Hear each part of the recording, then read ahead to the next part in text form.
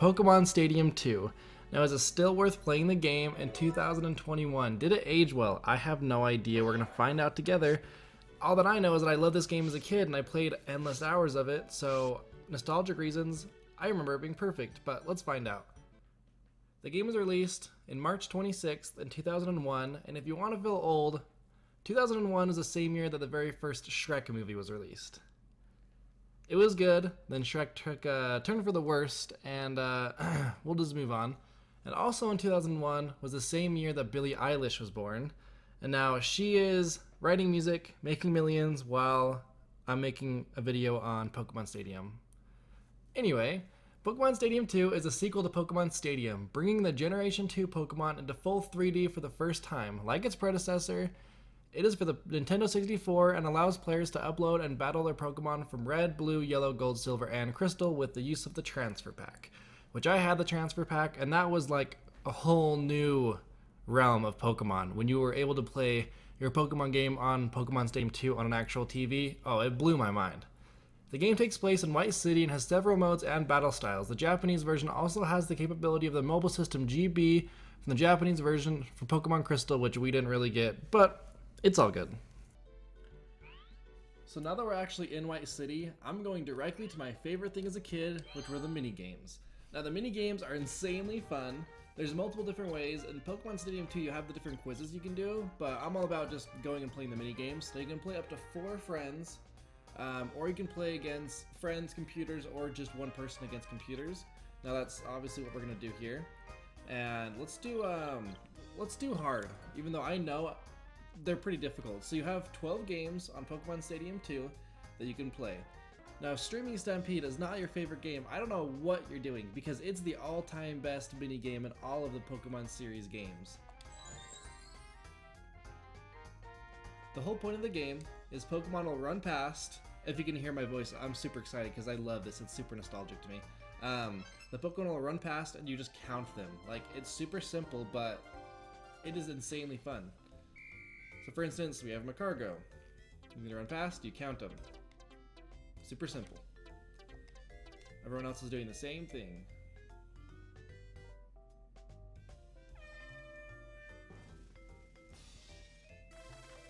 Here we go, we got some points, and it's gonna go through 3 or 4 rounds, and we'll see where we end up at. Alright, and the winner is 33. This red bitch beat me! Oof! Alright.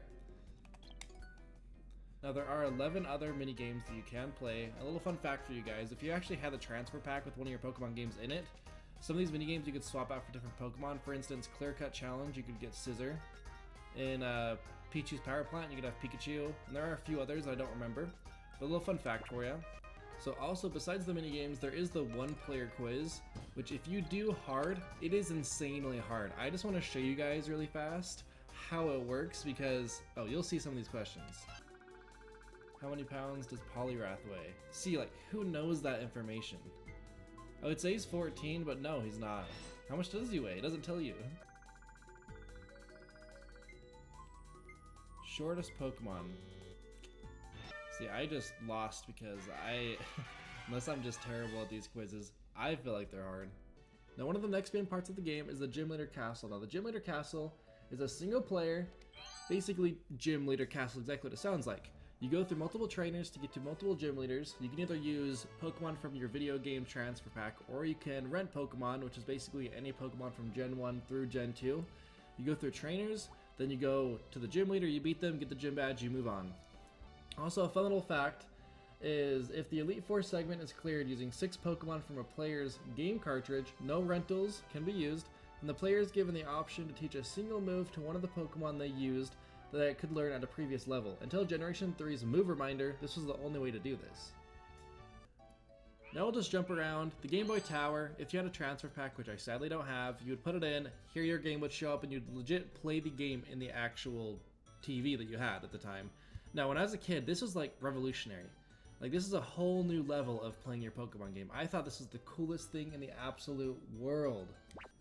Now, the main point of White City is the actual stadium itself.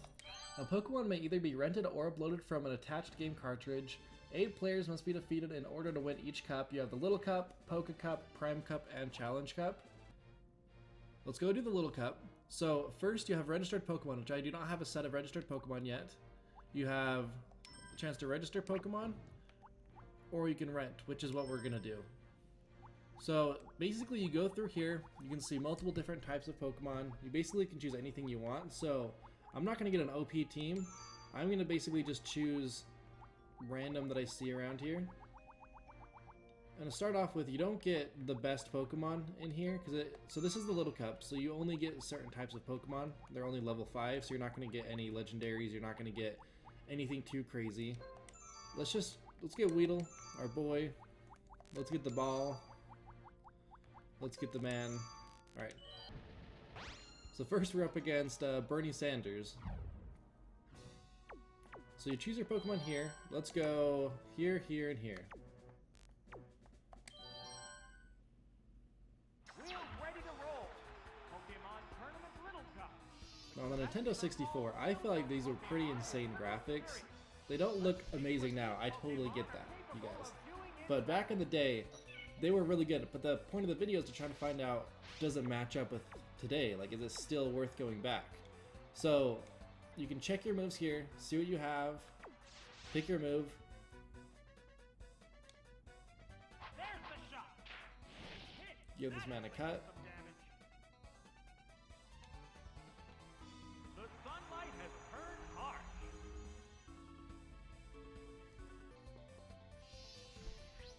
Oh, it's Totodile. Did he just say Totodile? This is one of the coolest things I remember. When you actually use surf, watch this man just surf on these waves. Drilled a weakness. Yes, it's going down. And just like that, Bernie Sanders is down. Now in the rest of White City, there's a couple other things you can do. You have free battle where you can go against your friends. You have the Pokemon Academy, where Earl's there. He'll teach you how to battle, basically. You have the room, you can go decorate your room. That's basically the gist of the game. Another cool fact about this game is there's actually 2 Pokemon that you can only get from Pokemon Stadium 2 with special moves, which I had no idea until I was making this video. Now the first is the Baton Pass Farfetch'd.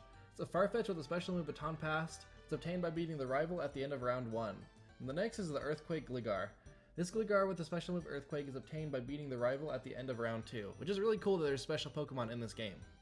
So now I wanted to grade this game on a scale of 1 to 10 because I've sat down and played about 3 to 5 hours worth getting back into it to make this video. And the first category is going to be playability, second category is going to be relevance, and the third category is going to be nostalgia. So playability, you want a game you can still go back and play. Now this game is still very playable. It's even easier if you have the ROM hack on your computer because you can play it anytime. You don't have to have a Nintendo 64. But it's still a fun party game if you do have a Nintendo 64, if you played it back in the day.